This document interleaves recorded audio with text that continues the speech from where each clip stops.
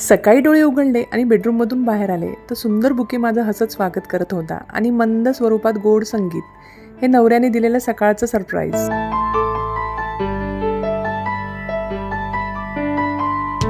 मी आवरून तयार झाले. मंदाराने माझ्यासाठी हाफ डे घेतला होता. आम्ही दोघं देवासाठी फुलं घ्यायला बाहेर पडलो.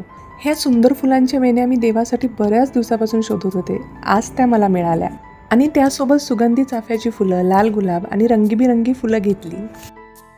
तिथून आम्ही खारघरमधल्या प्रसिद्ध ठिकाणी झणझणीत मिसळ खायला गेलो.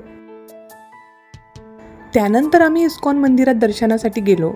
ते भव्य मंदिर पाहताना मन अक्षरशः हरवून गेलं. शांतता, दिव्यता आणि भक्तीने भरलेलं ते वातावरण शब्दात सांगणे कठीण आहे.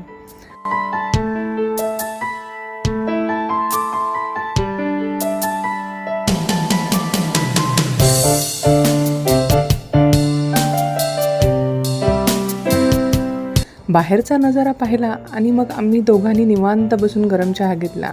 त्या काही क्षणात वेळ जणू थांबूनच गेला होता.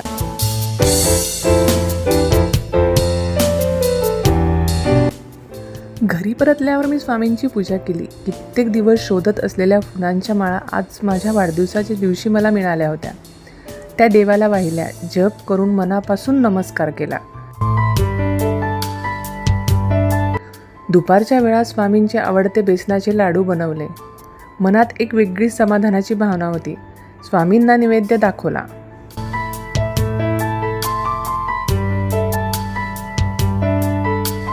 संध्याकाळी अजून एक सरप्राईज माझी वाट पाहत होतं.